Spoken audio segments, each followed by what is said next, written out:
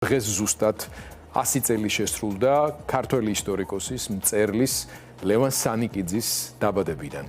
არა მარტო, მაგრამ განსაკუთრებით ჩვენი თაობისთვის მის მიერ გამოცემულმა მხატვრულ დოკუმენტურმა წიგნებმა, პიესებმა სხვათა შორის, რომელიც ძალიან აქტიურად ითმეოდა, მნიშვნელოვანი როლი ითამაშა საქართველოს და არა მარტო საქართველოს ისტორიის მიმართ საზოგადოების ახალგაზრდობის ინტერესის გაღვივებაში.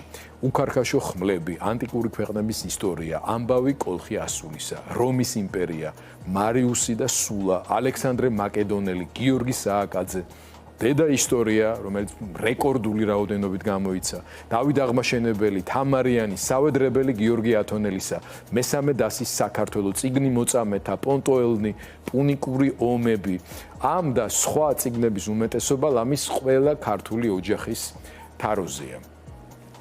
ისე დაემთხვა, რომ ასევე ისტორიკოსი ბატონი ლევანის შვილი გუბა სანიკიძეა დღეს დროების სტუმარი, როგორც გითხარით, ბუნებრივი ამ თარიღთან დაკავშირებული, ასე ვთქვათ, განწყობის გაზიარება მინდა მას ვთხოვო, სანამ მიმდინარე პროცესების შეფაზებაზე გადავალთ. ისე და სწორედ ამით მინდა რომ დავიწყოთ. 100 წელი შეუსრულდა ბატონ ლევანის მოსახელე შვილი. აღსანიშნავია, რომ დღეს არანაკლებ აქტიურად და მე მგონი უფრო აქტიურად არის ჩართული ქვეყნის პოლიტიკურ პროცესებში, ვიდრე თავად გუბას თქვენ ხართ და მოდი ბაბუა ლევან სანიკიძეზე ვთქვათ რამდენიმე სიტყვა. დიდი მადლობა, გიორგი. რა თქმა უნდა, ხოიცი ადამიანი ყოველთვის მარტო ხარ და დღეს ვფიქრობდი, რომ 100 წლის მამა მყავს უკვე. საუკუნის გახდა მამა ჩემი. აქ მარტო მის ღვაწლზე არ უბრალოდ თარიღი, ხო?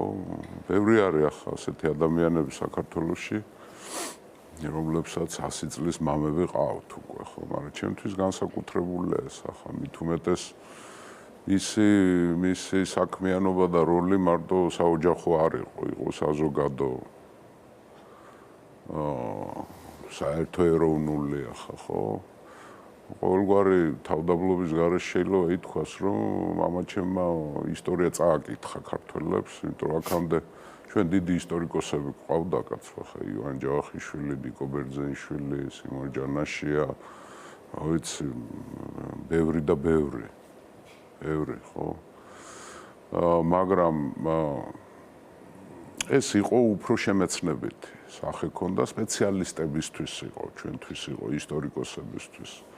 აი საერთო სახალხო სახე და შინაარსი მთლიანად საქართველოს ისტორიას ახლა.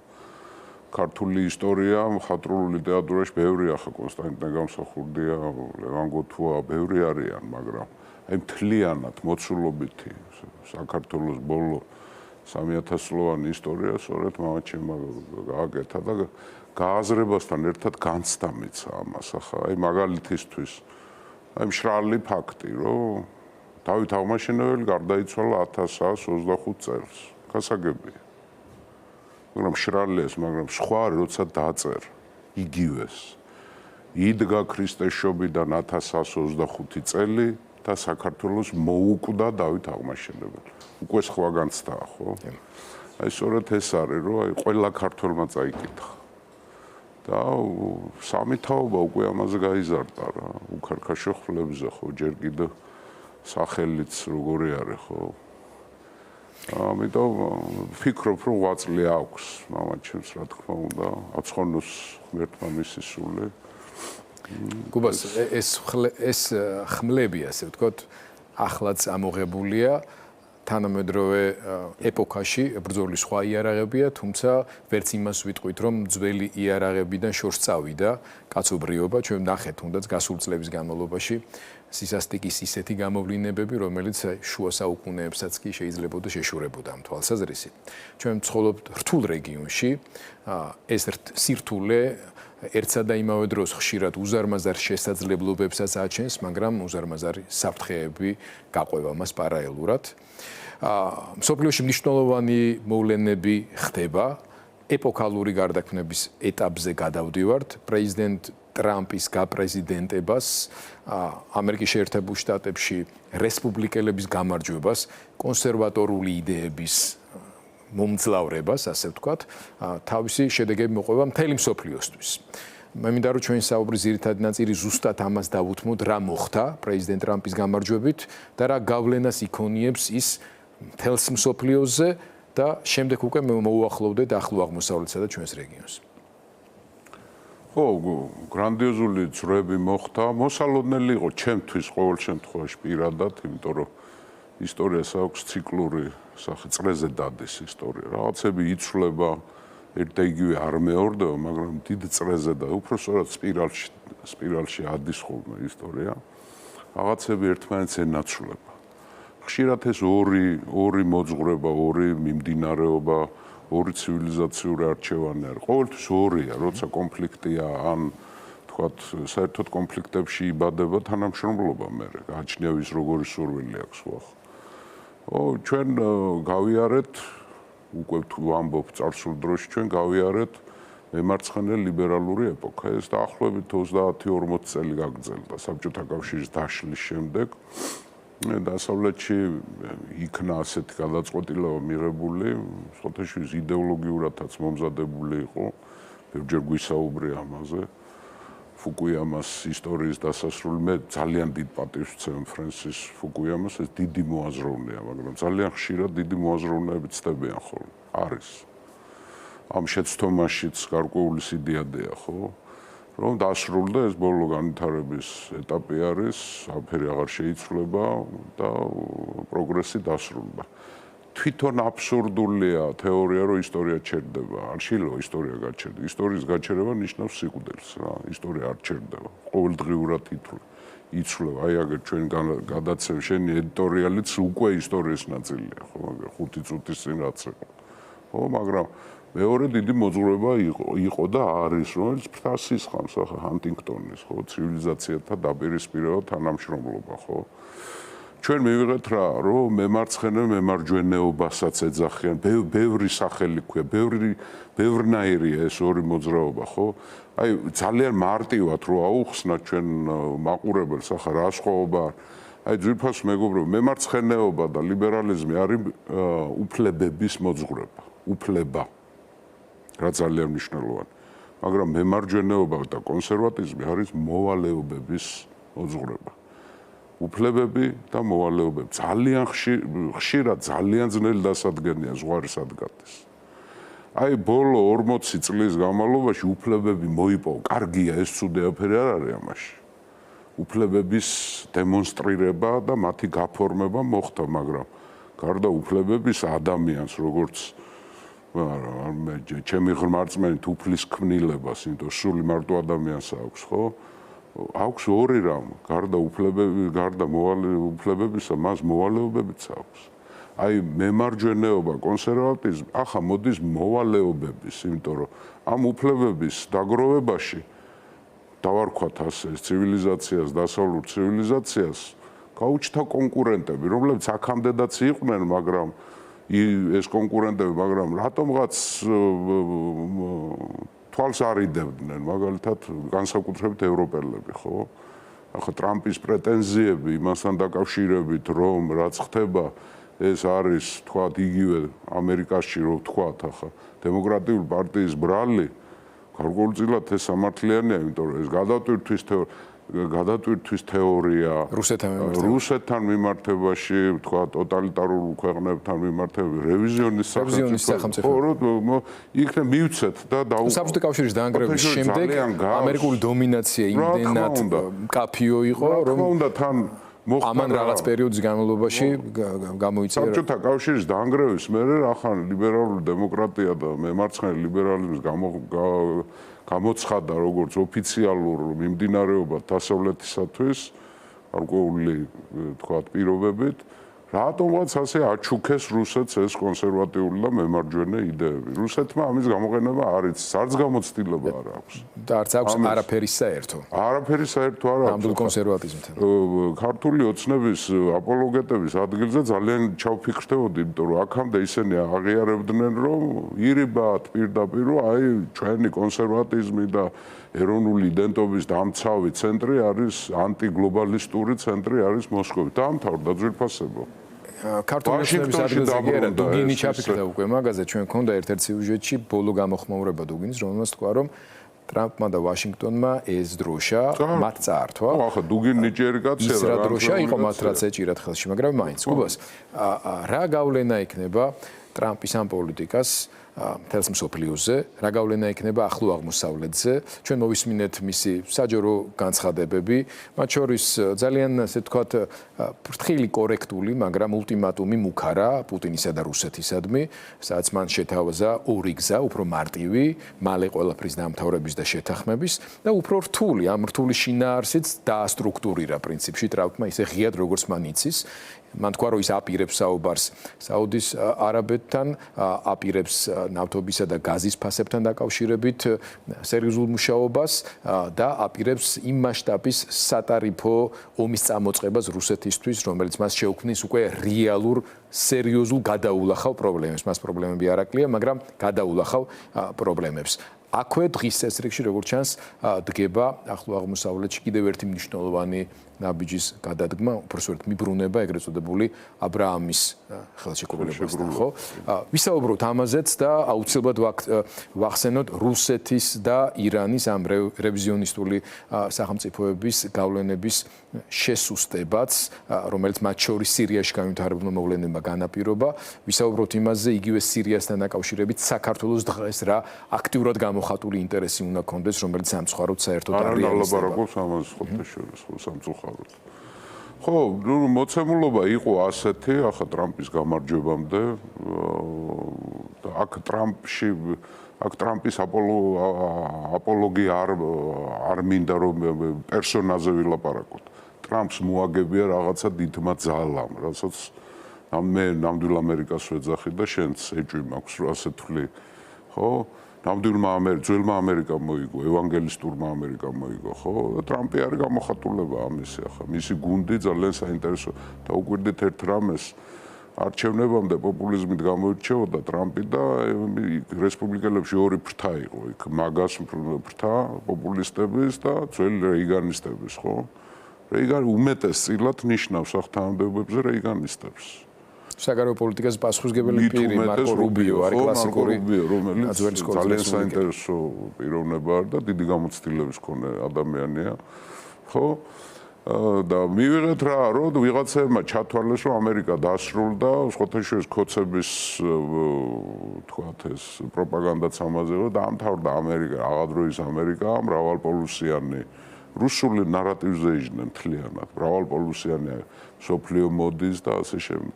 ახლა მოდის ამერიკის სისუსტის დრო დამთავრდა და იწყება ძლიერი ამერიკა.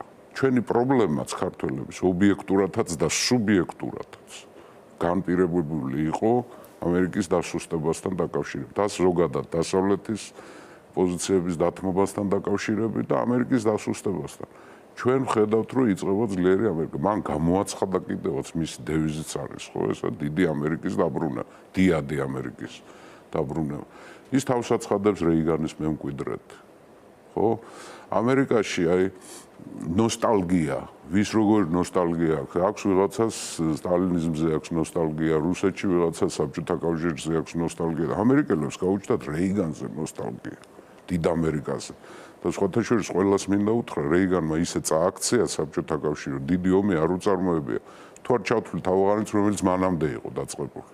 ცხელი წერტილი და ოღანეთი არ იყო გეოპოლიტიკური ტექტონიკის მნიშვნელობის, ის რეგიონალური პრობლემა იყო. ეკონომიკით წააქცია, ესეც იგივეს აპირებს. ნავთობზე ფასის დაგდება. ბაიდენის ადმინისტრაცია, რომელიც ძალიან ფრთხილებდა და ხანდახან გადამეტებულად და გაუმართლებლად, იმიტომ ბაიდენი მაინც ძველი სკოლის კისინჯერის სკოლის წარმომადგენელი იყო, ხო, რომელმაც ტრამპის გამარჯვების შემდეგ დაასრულა ურთიერთობის მოღვაწეობა ამ სკოლამ. მთავარი დარტყმა არ იქნა მიტანილი რუსეთის მთავარ შემოსასვლელის წყაროზე, ნავთობზე და გაზზე. აი ტრამპმა მოსვლამდე დაიწყო განცხადებებით და მთავარი იარაღი იქნება ეს. ყველაზე უფრო ის რუსეთს ეშინია, ეს არის მისი ნავთობის გასაღების პრობლემა, რომელიც მთლიანად მიმული იყო ჩინეთსა და ინდოეთსა და შენ სწორად ახსენე, რომ ინდოეთი და ჩინეთი მალე ჩაერთვებიან ამ ბლოკადაში. თუ მათთვის ინდოეთისთვის განსაკუთრებით და უფრო მეტად, იმიტომ რომ ის მაინც ძველი ანგლოსაქსონური სამყაროს ნაწილი არის, მაგრამ ჩინეთისთვისაც ახლა ისმის შეკითხვა, ჩინეთს რა აწყობს ამერიკასთან კარგი ურთიერთობა თუ პუტინთან, რომელიც ფაქტიურად გეოპოლიტიკური მეკობრე არის. პირატია. ჩვეულებრივ, რომელიც ძარცვავს რაღაცებს რა. ამიტომ შეხოთეშორის შენთან ვიყავი გადაცემაში, ჯერ კიდე სირიის ამბები არ იყო დატრიალებული, ვილაპარაკეთ ჩვენ, რომ ტრამპი დაიწყებს ამ რევიზიონისტული სახელმწიფოების დაშლას და ყველას ცალ-ცალკე დაელაპარაკება. და ეს დალაპარაკება იქნება წინააღმდება პლუს ულტიმატუმი. დაეთანხმები კარგია, არ დაეთანხმები და ძალა. ამიტომ ჩვენს რეგიონში ახლო აღმოსავლეთში ამ შემთხვევაში ტრამპს უკვე დახვდა მნიშვნელოვნად გაუმჯობესებული პოზიციები, უფრო მეტად არა იმდენად წინა ადმინისტრაციის დამსახურებით, ამის საწინააღმდეგოდ პირიქით ისრაელის მოქმედი ხელისუფლებისა და არმიის და სახელმწიფოს დამსახურებით და სრულიად მოულოდნელი პროცესები განვითარდა სირიაში, რომლის პროგნოზირება ჯერ კიდევ ცოტა ხნის წინ წარმოუდგენელი იყო. მივიღეთ სირიაში მართველი ხელისუფლება, მთავრობა, რომელიც აშკარად გამოხატავს უფრო მეტ ლოიალობას დასავლურ სახელმწიფოებთან ურთიერთობებისა და მათ შორის ისრაელთანაც. ირანის, რუსეთის პოზიციები მკვეთრად და მკაფიოდ არის შემცირებული, ჰეზბოლა ძალიან დასუსტებულია, ჰამასი თითქმის განადგურებულია. მივიღეთ სურათი, როდესაც პირველად მთელი ამ ბოლო დეკადების განმავლობაში ირანს პირდაპირი გასასვლელი ჰეზბოლასთან აღარ აქვს. საქმეც მაგაშია, გიორგი, როცა ტრამპი ამბობს, ბევრი რაღაცა პოპულიზმი არჩევნებამდე ძალიან მთლიანად პოპულისტური იყო, მაგრამ ახლა ცოტა აკლდება უკვე უფრო რეალურ თემაზე, თუმცა ახლავს, მაგრამ ბევრი რაღაცები აბსოლუტურად სწორად იქნა შეფასებული. როცა ტრამპი ამბობს, რომ მის პრეზიდენტობის პირობებში 7 ოქტომბერი არ იქნებოდა და ისრაელს ვერავინ ვერ დაეთანხმებოდა, მე ვერ დაესხმებოდა თავს. მე რა თქმა უნდა, ვერ გაბედავდნენ მაშინ. ისე როგორც ამბობს, რომ უკრაინაში ომი არ იქნებოდა. და დამადასტურებელი საბუთე, რომ მის პრეზიდენტობის დროს მკვეთრად შემცირდა დონბასში დაპირისპირება. იშვიათად თუ ვინმე დაიღუპებოდა იქა ტრამპის დროს. ტრამპის დროს მოხდა პირდაპირი ესკალაცია ირანთან. მან ფაქტიურად ჩაშალა ის ხელშეკრულება, რომელიც ძალიან გაურკვეველი იყო, ძალიან ცალ-თვალით ბრმა იყო ის ხელშეკრულება, ბევრი რაღაცები ირანს დაუტოვეს. ატომური ენერგიის. რა თქმა უნდა, აბა რა. აბსოლუტურად არასწორად იქნა. ტრამპი იყო, რომელმაც მოხდა ეს გენერალ სულეიმანის ლიკვიდაცია, რომელიც ერთ-ერთი მთავარი არქიტექტორი იყო ირანული აგრესიის, აი რასაც შიიტური ნახევარმთვარე ქვია, ხო? ტრამპი იყო პრეზიდენტი, რომელმაც არ დაიხია უკან და ეფრატს გადაღმა, როცა ვაგნერის ბატალიონები შეიჭნენ და ნავთობის საბადოების დაკავება უნდოდა ქურთების მიერ კონტროლირება ტერიტორიებზე, ერთი ბატალიონი გაანადგურა. პირდაპირ კონფრონტაცია სამხედრო შეტაკებაში შევიდა რუსებთან. ტრამპი იყო პრეზიდენტი, რომელმაც პირველი პრეზიდენტი, რომელმაც ლეტალური იარაღი მიცა უკრაინას. ტრამპის დროს მოხდა კონგრესის მიერ დამტკიცება, რომ ყირიმი ყოველთვის უკრაინის იქნება. უბას. საუდის არაბეთის როლი. რა შეეხება საუდის არაბეთს? აი ნახეთ ახლა სასწაული რაღაცა ხდება ახლა ხალხო რა. საუდის არაბეთის ხელისუფლებამ და მისმა ბატონიშვილმა პრინცმა განაცხადა, რომ 4 წლის განმავლობაში საუდის არაბეთი აპირებს 600 მილიარდი დოლარის ინვესტიციას ამერიკაში. ტრილიონამდეა. ტრილიონამდეა. ხო, საერთოდ ვინმეს ბიზნესმენებს მიმართავ ახლა მე ამ მას წრეს არ ვეკუთვნი, თუ ვინმეს გინდათ რომ მოგება ნახოთ დღეს ახლა ფულის ჩადება ყველაზე უფრო მეტად ღირს ამერიკაში. იმიტომ ამერიკა იწყებს გაძლიერებას, ამერიკა იწყებს თავისი ეკონომიკის გაძლიერებას. ამერიკა მოახდენს პირდაპირ გავლენებს ენერგომატარებლებზე ფასებმა დაიწყო უკვე დავარდნა. რაც უფულოდ დატოვებს ირანს და რაც უფულოდ დატოვებს რუსეთს. სირიაში რა მოხდა და რა ხდება ახლა? სირიაში მოხდა ის, რაც მოსახდენი იყო. სირიაში მოსახლეობის 70-დან 80%-მდე ეს ზუსტად არ არის, მაგრამ 70% არის სუნიტური მოსახლეობა. სირიას მართავდა შიიტური უმცირესობა ალავიტების სახით ასადის კლანი. ხო? ადრე თუ ახლა სირიაში ომი რატო დაიწყო, ხო? ახლა ბევრისთვის აი რუსეთი რატო ჩაერთო მაგალითად, ახლა ბევრი ამბობს და სწორადაც ამბობს, მაგრამ ეს ნაწილობრივ არის, არასაკმარისია. სირიაში რუსეთს ჰქონდა ორი სამხედრო ბაზა, ერთი საჰაერო ხმეიმინის და მეორე ტარტუსის საზღვაო ბაზა, ხმელთაშუა ზღვაზე ერთადერთი, მაგრამ თავარი ამბავი იყო ის, რომ სირიაზე უნდა გაევლო ყატარის გაზ, რომელიც ევროკავშირში უნდა შესულიყო. და სირია და ეს რუსეთს არ აწყობდა, იმიტომ რომ ევროკავშირი მაშინ სამწუხაროდ განსაკუთრებით გერმანელი პოლიტიკოსების გამო, აი როგორც ნარკომანი დასვეს რუსულ გაზზე. და ამიტომ ჩაერია რუსეთი, რომ ყატარის გაზზე არ მომხდარიყო ევროკავშირის ბაზარზე. ევროკავშირის ბაზარზე. სირიაში ამიტომ აერია და ამიტომ ჩაერთო ირანი, იმიტომ რომ ირანს უნდოდა აბრამული, ეგრეთ წოდებული აბრამული ხელშეკრულების ჩაშლა. რაც ნიშნავს აბრამული ხელშეკრულება, ძვირფასო მეგობრებო, ისრაელისა და სუნიტურ არაბულ მონარქიებს შორის მშვიდობისა და ეკონომიკური კავშირის ჩამოგდება. რატო ქვია აბრამული? იმიტომ რომ ვიცით ხო, აბრაამს ყავდა ორი შვილი, ისმაილი და ისააკი. ერთი იყო არაბების წინაპარი, ასე ითვლება და მეორე ებრაელების, ხო? ირანს უნდოდა ამის ჩაშლა და ჩაშალა კიდევ 7 ოქტომბერს ჩაშალა ირანმა აბრამული ხელშეკრულება. ჰამასის მეშვეობით. ჰამასის მეშვეობით. მე ამას მოყვა ჰეზბოლა და ასე შემდეგ, ხო? ახლა პირიქით დაიწყება.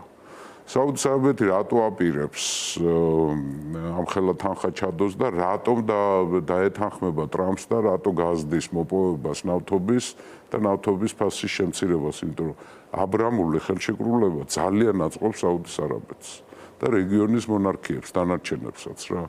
მათ შორის იორდანიას და არა მარტო ისრაელის საშუალებით, ისრაელის, იორდანიის, ლიბანის და იდეაში მე სირიის საშუალებით უნდა გავიდეს ეს ენერგომატარებლები, ანუ სამხრეთიდან მომარაგდება სოფლიოს ერთ-ერთი მთავარი ეკონომიკური ცენტრი, ევროკავშირი, რუსეთის გაზისა და ნავთობის უარყოფის პირობებში. ეს გრანდიოზული ამ დროს აუცილებლად უნდა გაგვახსენდეს ასევე აზერბაიჯანის საქართველოს ნავთობის და გაზის მაგისტრალები და ხო არ მოხდება მისი მნიშვნელობის დაკნინება. ამაზე სხვა დროს ვისაუბროთ, მაგრამ ძალიან ცოტა დრო დაგვრჩა და სირიასთან მიმართებაში ჩვენი ქვეყნისთვის ერთი ძალიან მნიშვნელოვანი ნაწილი არის თუ არა ღალატის ტოლფასი ამ მომენტში, როცა საქართველოს არ ყავს ხელისუფლება, რომელიც ევროკავშირის და შეერთებული შტატების და ბრიტანეთის მათ შორის გავლენების გაზრდის პარალელურად სირიაში და სირიაში მყოფ ახალ მთავრობასთან დაელაპარაკებოდა სირიის მოქმედ მთავრობას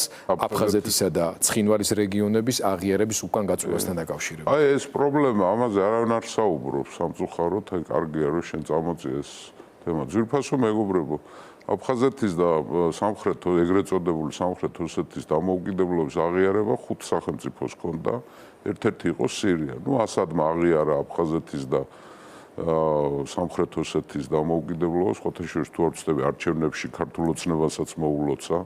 ქართულ ოცნებას მოულოცა გამარჯვება არჩევნებში იმ ქვეყნებმა, რომლებმაც აფხაზეთი და ცხინვალი აღიარეს დამოუკიდებლად. ეს გავითვალისწინოთ ყველა, მათ შორის ქართული ოცნების მომხრეები რო ბრძანდებით და ახლა გვისმენთ, ხო? ვინ აი მოვიდა ახალი ხელისუფლება, რა თქმა უნდა, იქ არჩევნები უნდა ჩატარდეს. და მე ვინც ლეგიტიმური ხელისუფლება იქნება, მასთან უნდა დავიწყოთ საუბარი ჩვენ.